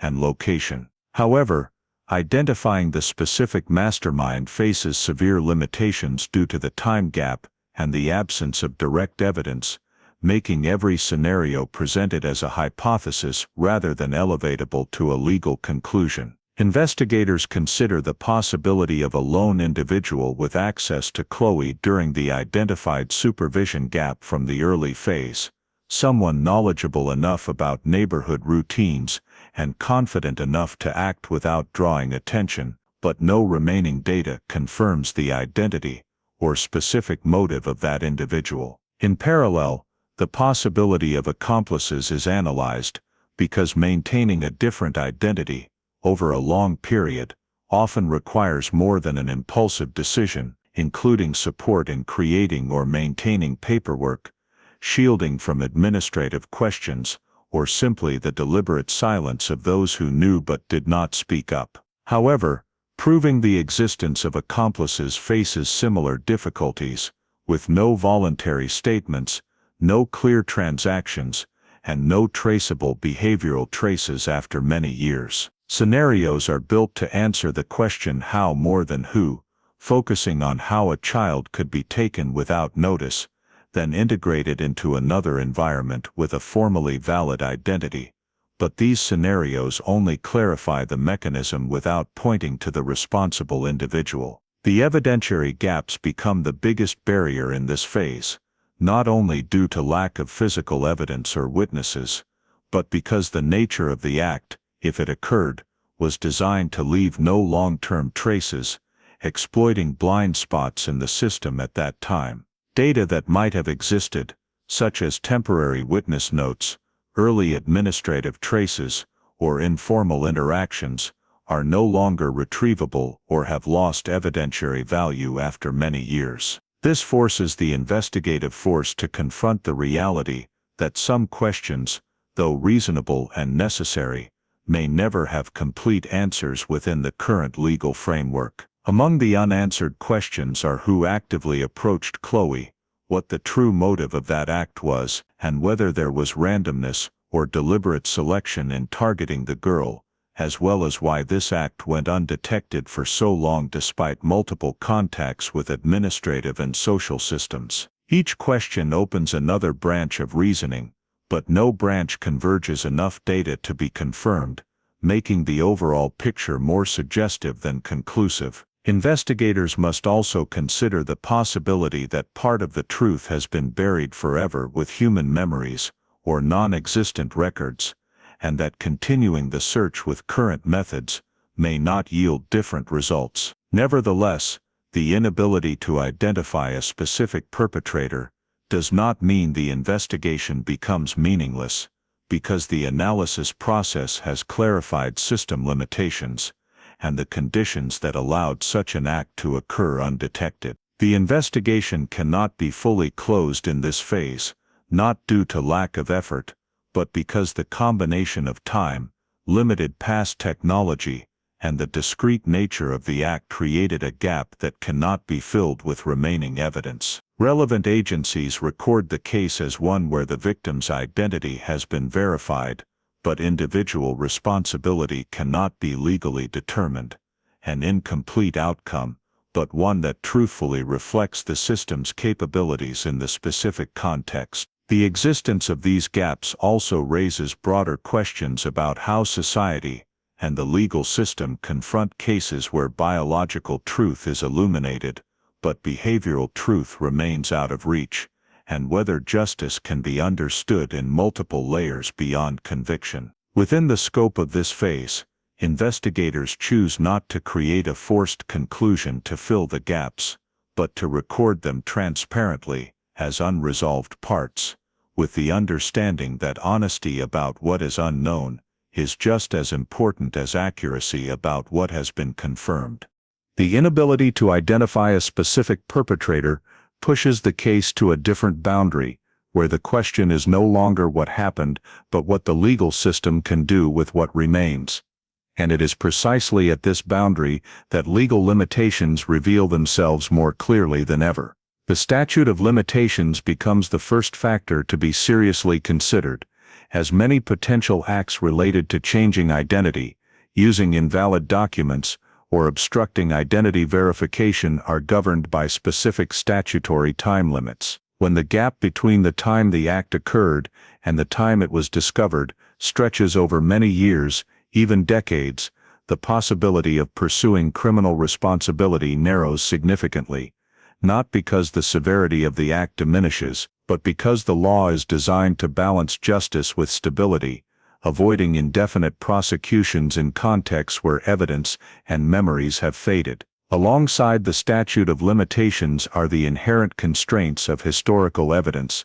as most initial data was not collected with the intent of serving a legal process as prolonged as the current one, and thus fails to meet the strict standards of proof required for trial. Physical evidence, if it still exists, often lacks sufficient context to prove a direct link between the act and a specific individual, while witness statements are affected by time, changes in memory, and subsequent information received. Even administrative data once considered suspicious is difficult to transform into criminal evidence without proving subjective elements, such as intent or awareness of illegality at the time the act occurred. The difficulty in pursuing responsibility lies not only in the lack of evidence, but also in determining the applicable legal standards, as regulations related to identification, identity registration, and child protection have changed significantly over different periods, making retroactive application complex and contentious. Prosecutors must grapple with the dilemma of weighing the likelihood of success against the responsibility not to bring charges that are hard to prove, because a failed prosecution not only fails to deliver justice, but can cause further harm to individuals already affected over a long period. In this context, the concept of incomplete justice gradually becomes a reality that must be acknowledged, not as acceptance of defeat, but as an honest reflection of the law's limitations when facing prolonged and complex cases. Justice in this instance cannot be measured by verdicts or penalties, but by confirming biological truth, clarifying what happened within feasible limits, and avoiding the imposition of criminal responsibility without a solid evidentiary foundation. However, the absence of prosecution does not mean that all legal consequences disappear, as the decisions made at this stage still have long-lasting impacts on personal records, legal relationships, and the way authorities handle similar cases in the future. Lingering legal consequences manifest in the need to adjust identity records, resolve conflicts between old and new identities, and determine rights and obligations arising from identity verification after many years, a process that cannot be completed quickly. In addition, relevant agencies must confront systemic responsibility, as the case raises questions about the effectiveness of past oversight and data connectivity mechanisms, as well as the necessary reforms to minimize the recurrence of similar gaps. Acknowledging legal limitations does not imply abandonment, but rather a shift in focus from seeking punishment to ensuring that everything possible in legal and administrative terms is carried out consistently and transparently. In this process, the decisions recorded serve not only the specific case but also precedent, as the way the system responds to its own limitations will shape public trust in the law's ability to self-correct and learn. For those directly involved, facing an incomplete legal outcome is no small psychological challenge, as confirming the truth without assigning responsibility can create a sense of limbo between closure and continuation. However, from an institutional perspective, not exceeding legal limits to pursue a symbolic result is seen as necessary to protect the system's integrity, because justice achieved by breaking principles ultimately undermines the very foundation it relies on. In this context, the case becomes an illustration of the complexity of justice in prolonged cases where truth, responsibility, and prosecutability do not always converge, and where acknowledging limitations may be a difficult but necessary step to responsibly move to the next phase. Accepting the legal limitations in this case does not diminish the significance of what was achieved. On the contrary, it creates a ripple effect on how law enforcement agencies view and handle similar missing persons cases, especially long-dormant files without breakthroughs. From a professional standpoint, the case becomes an important reference point for units managing unresolved missing children lists, as it demonstrates that even without traditional criminal evidence, connecting biological and administrative data can still open paths to identity verification and re-establishing basic truth. This influence is evident in how agencies review old files, not just searching for crime scene traces or witnesses, but placing greater emphasis on administrative anomalies, documentation gaps, and seemingly disconnected data chains that can be linked through modern technology. The role of DNA in case solving is redefined in a broader way, no longer limited to identifying perpetrators or confirming deceased victims, but becoming a tool for human identification, capable of reconnecting lives separated by time and lack of data connectivity. Investigative units realize that collecting and storing biological data to high standards, serves not only ongoing cases but is a long-term investment for files that may be reopened in the future as technology and matching systems advance. The shift in approaching cold cases is seen in reducing reliance on a single decisive clue and strengthening multi-source integration strategies, where administrative, biological, and social data are examined simultaneously to identify small but valuable directional signals. Cold case units begin building periodic file reassessment processes, not waiting for external new information, but proactively reviewing cases with characteristics suitable for identity verification via DNA or other modern tools. As a result,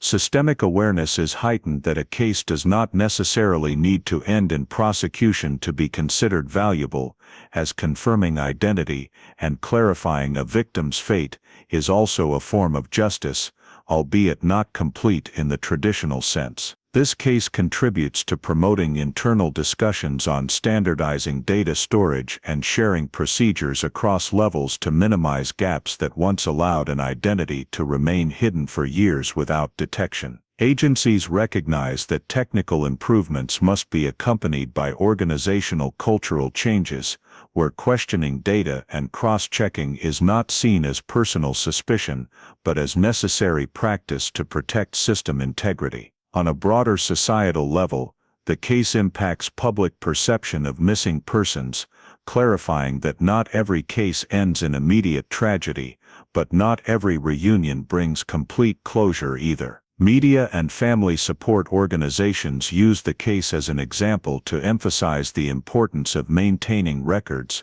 updating information, and voluntarily participating in biological data programs, as future connections may stem from seemingly small actions in the present. At the same time, the case highlights ethical and legal questions about privacy, consent, and the use of personal data, forcing society to carefully weigh verification benefits against risks of privacy invasion. Societal influence extends beyond awareness to policy initiatives and training, as agencies consider updating guidelines for handling children with incomplete records, strengthening coordination between health, education, and administration to detect anomalies early that may indicate a disrupted history. These discussions aim not to assign past blame, but to build better preventive mechanisms for the future, where a child is far less likely to disappear on paper without leaving signs. On a wider scale,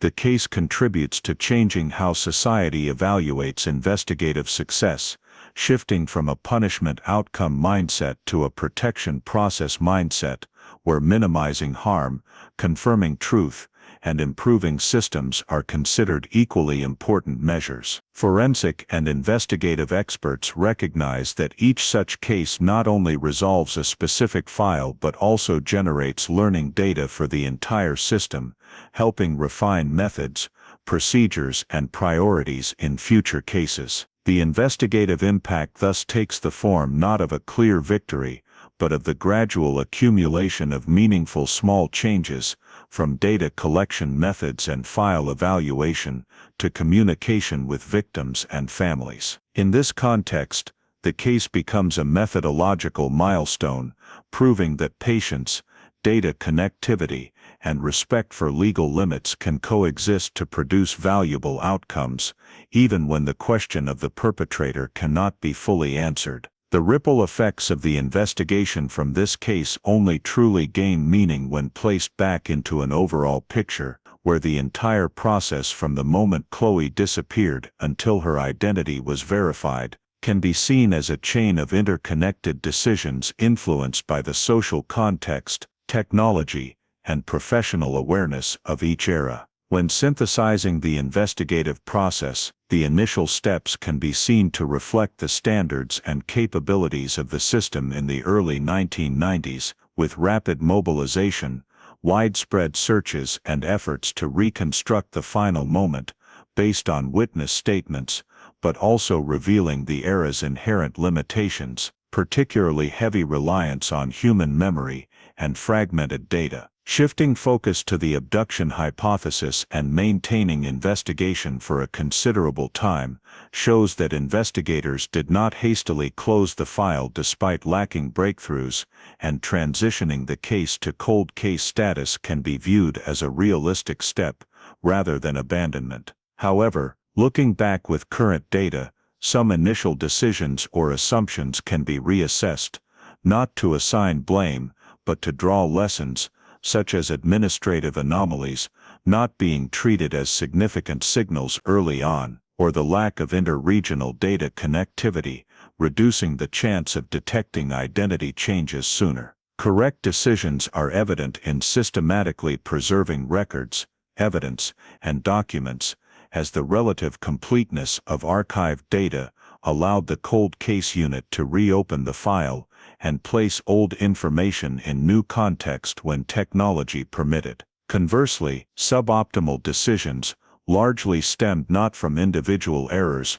but from systemic limitations, where necessary tools for DNA identity verification or administrative data comparison did not yet exist or were not integrated, preventing some potential avenues from being explored at the time. The most prominent professional lesson from the case is the value of a multi-layered approach, where criminal investigation, administrative data, and biological technology should not be seen as separate fields, but as layers of information to be flexibly connected depending on context. The case shows that in long-term missing persons cases, especially involving children, questioning identity and record continuity is no less important than searching for crime scenes or suspects, as criminal acts, if any, may be more effectively concealed through paperwork and long-term normalization. Another lesson is the importance of maintaining the ability to reevaluate hypotheses,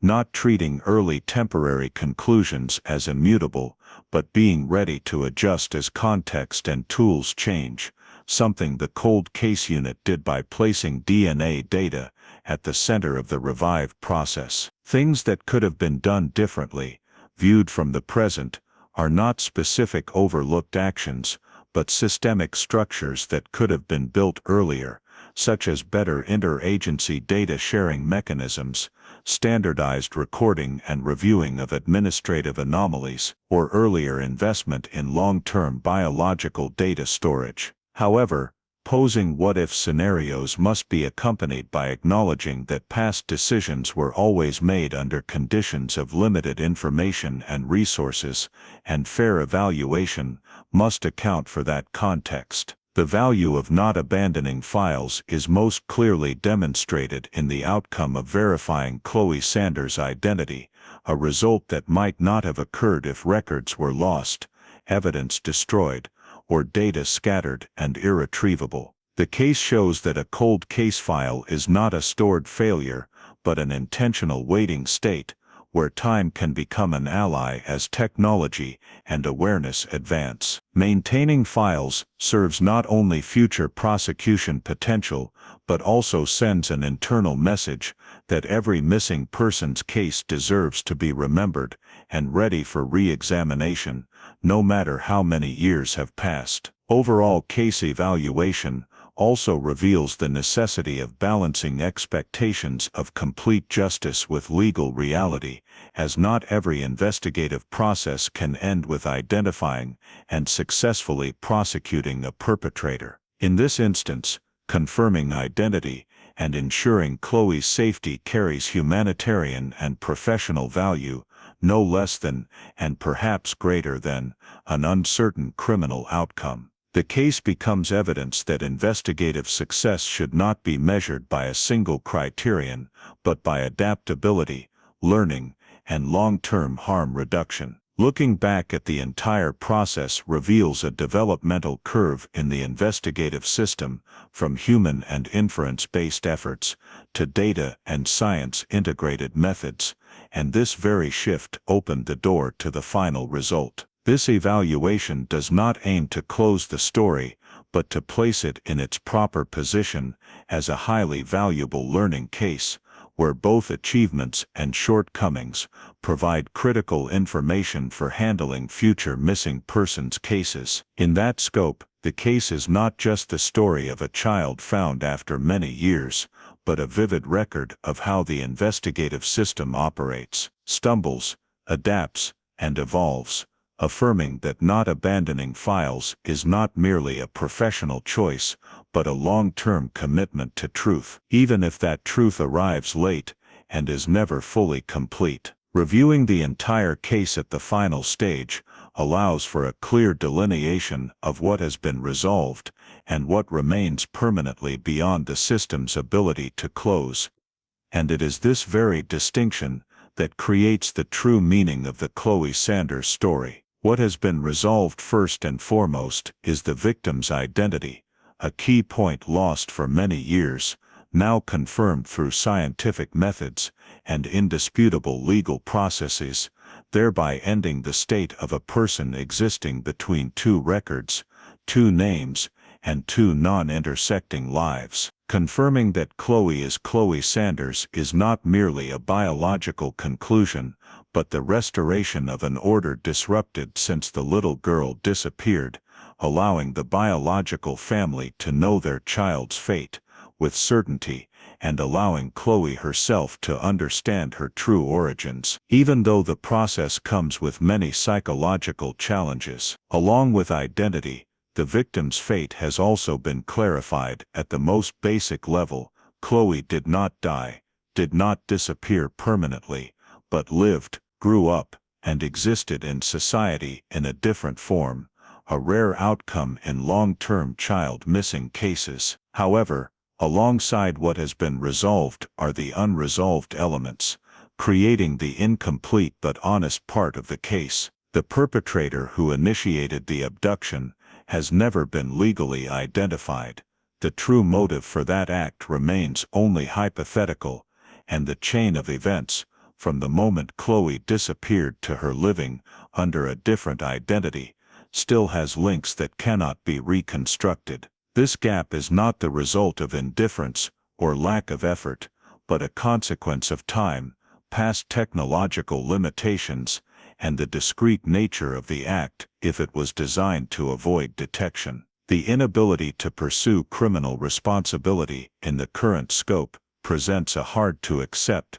but necessary reality. Not every case can deliver justice in the traditional sense of verdicts and punishment. It is precisely the coexistence of results and gaps that gives the case special value in the field of child protection, as it points out that the greatest risk lies not only in immediate violence, but also in the possibility of a child being erased from the system through paperwork and prolonged normalization. The case emphasizes the importance of early detection of administrative anomalies, coordination between health, education, and identity management agencies, and not treating minor record discrepancies as harmless. In this context, the role of forensic science, particularly DNA, is affirmed not just as a case-breaking tool, but as a means of protecting human identity, capable of reconnecting bonds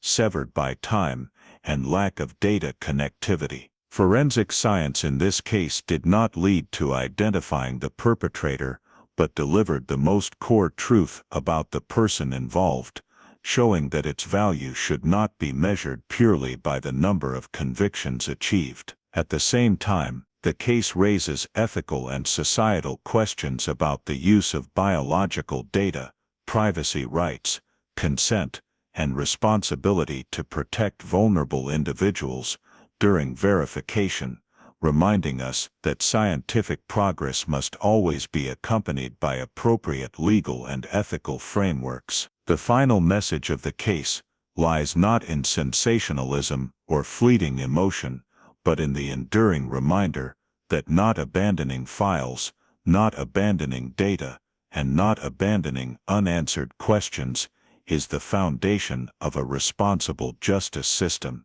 The Chloe Sanders case shows that truth can arrive very late, can be incomplete, and can lack punishment, yet it still holds profound value for individuals and society. It affirms that every cold case file is an unfulfilled commitment, that storing and reviewing is not a formality, but an investment in the possibility of correcting distortions in the future. On a human level, this story emphasizes that victims of missing persons cases are not just those lost, but also those who continue living with fractured identity, and that finding truth for them, even late, remains a meaningful act. On a systemic level, the case becomes evidence of the evolution of criminal investigation, from witness and scene-based methods to data and science-integrated approaches, showing that patience and adaptability can open doors once considered permanently closed.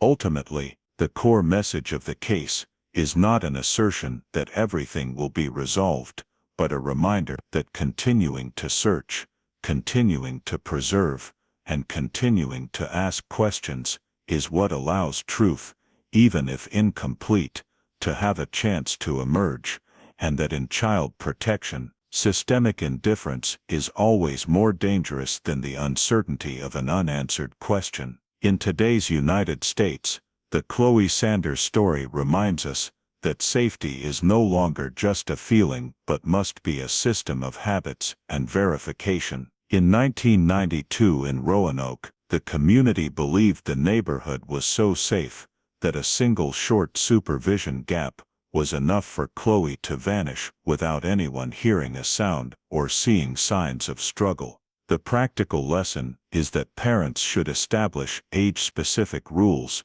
yard boundaries, minute-by-minute check-ins when playing outside, and a rapid response plan if a child does not appear at the appointed time. When the family conducted spontaneous searches and witness information was vague, the initial investigation had to reconstruct the timeline from scattered memories. Therefore, in modern life, turn data into insurance, updated portraits every few months, identification descriptions, scars, birthmarks, habits, lists of places the child frequents, and teaching children to remember parents' phone numbers or use child ID cards. The most frightening part of the story is not just the disappearance, but that Chloe lived for years under a different identity, because of normalized paperwork and no one asking questions. The lesson here is for schools,